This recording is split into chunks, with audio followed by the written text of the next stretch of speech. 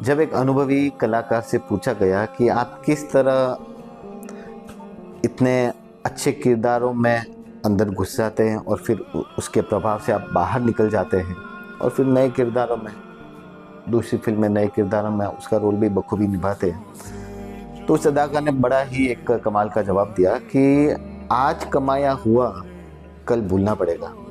अगर आप कल के अच्छे कामों के प्रभाव में हैं तो आप आज अच्छा काम नहीं कर पाएंगे। इसलिए आज अगर कुछ अच्छा कमाया उसे कल भूलना सीखो, कल और नया कुछ करने की कोशिश करो, तभी आप जीवन में आगे बढ़ पाएंगे। बेनाम रिश्ता वो बेचैन करता जो। एक शो आ रहा है आपका अपना जाकिर, उसमें श्रद्धा कपूर और उनकी पूरी टीम आए थे स्त्री 2 के प्रमोशन के लिए।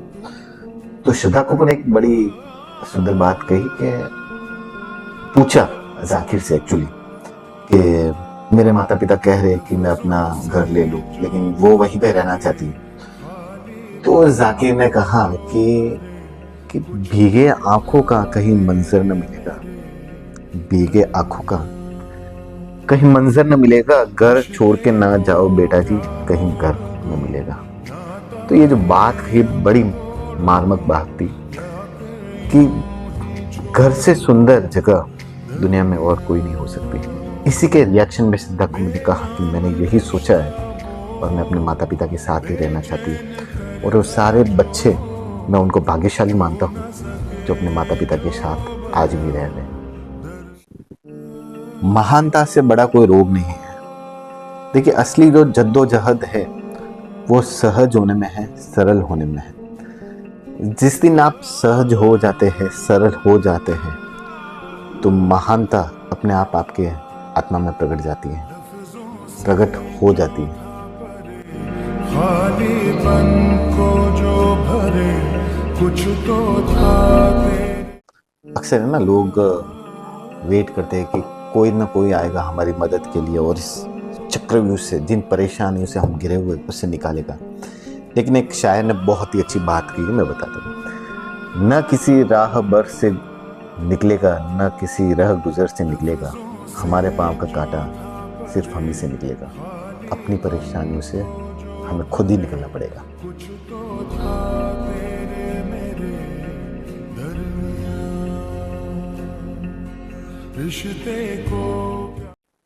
कई बार है ना, हम जजमेंटल हो जाते हैं, तो बड़ा आसान भी है।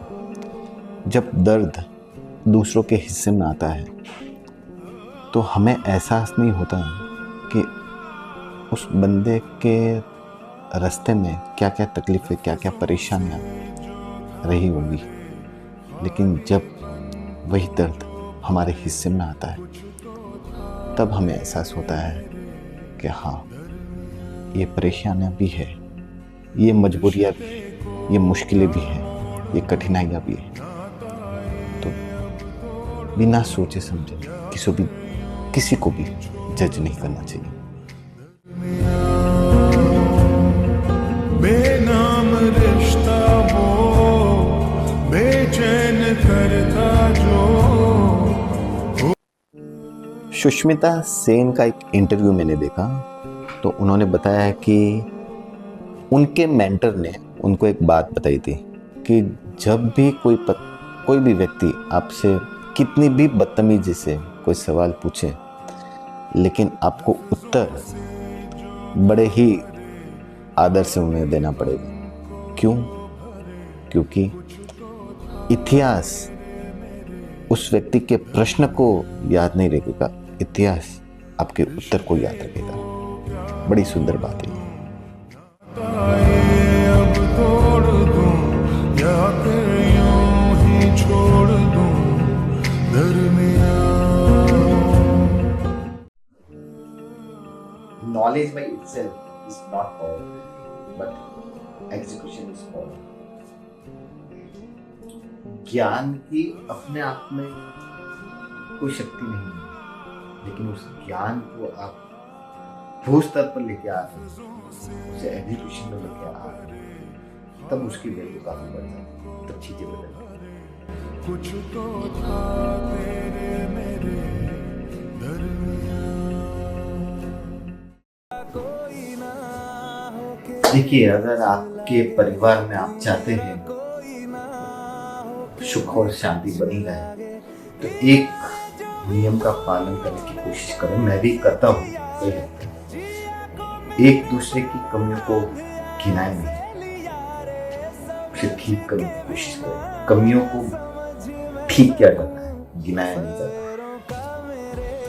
तू सूरज लागे तू मेरा कोई ना। मेरे एक मेंटर है मनोज जी लेखी, उन्होंने उनके सेमिनार में जब मैं गया था, एक बड़ी सुंदर बात कही कि हमारे शरीर में 3 फैक्ट्री तो हमेशा कार्यरत होनी चाहिए। पहली फैक्ट्री है आइस फैक्ट्री, हमारा दिमाग हमेशा ठंडा होना चाहिए। दूसरी फैक्ट्री है स्वीट फैक्ट्री, हमारे बोल में मिठास होनी चाहिए। तीसरी फैक्ट्री वेलवेट फैक्ट्री, दिल, हमारा दिल मखमली है। अगर ये तीनों का कॉम्बिनेशन हो जाए तो सच में मजा आ जाएगा। बेनाम रिश्ता वो। आज सुबह बड़ी एक सुंदर बात मेरे सामने आई, सोचा आपसे साझा कर लूं। Opposite values are always complementary to each other. विरुद्धार्थी तत्व हरदम एक दूसरे के पूरक है।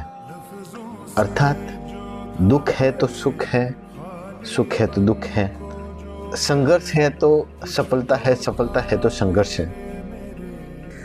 अगर दुख और संघर्ष हमारे जीवन में नहीं है तो सुख और सफलता का कोई मतलब मायने नहीं है, उसकी कोई वैल्यू नहीं। तो always opposite values are complementary to each other. बेनाम रिश्ता वो बेचैन करता जो।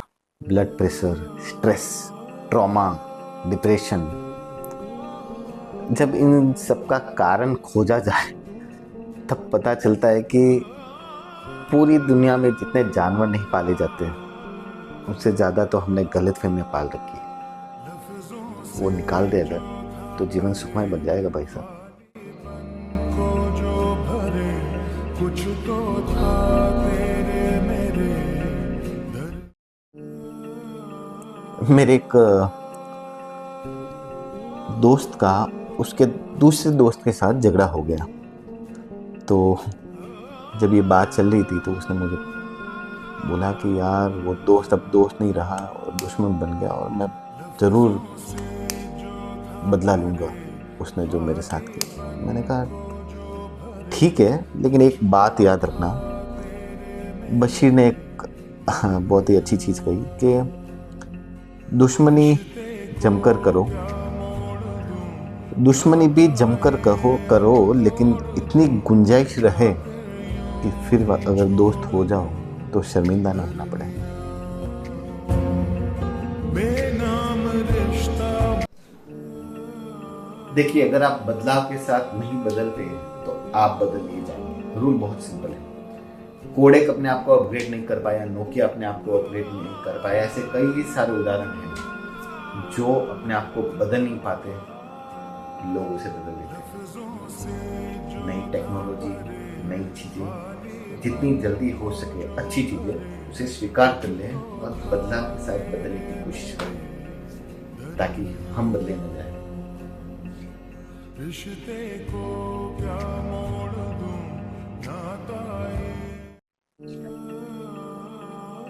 कई बार जीवन में ऐसी परिस्थिति आती है कि आप सोचेंगे मैं अपने आप को फिनिश कर दूं, लेकिन फिनिश नहीं, फिनिक्स करें। उस पंछी की तरह उस राख से अपने आप को उठाएं जिस राख में आप जल चुके हैं। उस राख से अपने आप को फिर से उठाकर खड़ा करें और एक उड़ान भरें और उस बुलंदियों का हासिल करें जिसकी आप चाह रखते हैं। फिनिश नहीं, फिनिक्स करें। रिश्ते को क्या मोड़ दूं नाता अब तोड़ दूं। Don't criticise if you don't understand. उस व्यक्ति की कभी भी आलोचना ना करें अगर आप उसकी परिस्थितियां, मजबूरियां, व्यवस्थाएं समझ नहीं सकते। आप नहीं जानते कि वो किस परिस्थितियों से गुजर रहा है, आप नहीं जानते किन मजबूरियों ने उसे घेरा हुआ है, आपको नहीं पता उसकी व्यवस्था है। अगर आपको नहीं पता तो उसकी आलोचना कभी भी न करें। रिश्ते को क्या मोड़ दूं, नाता ये अब तोड़ दूं, या फिर यूं ही छोड़ दूं।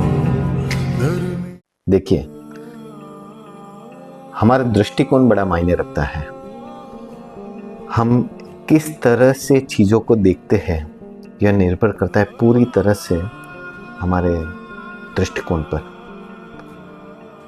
कई सारे आयाम हमारे बंद हो जाते हैं अगर हमारा नज़रिया ठीक नहीं है।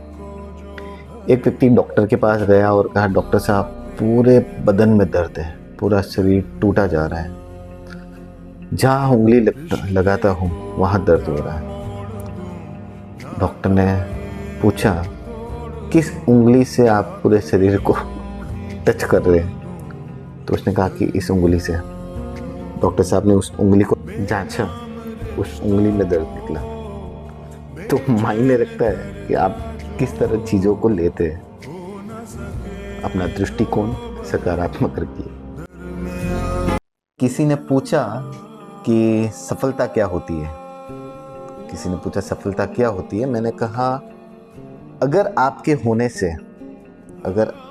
होने से दुनिया खूबसूरत है, आपकी उपस्थिति से अगर दुनिया सुंदर है, तो आप सफल हैं।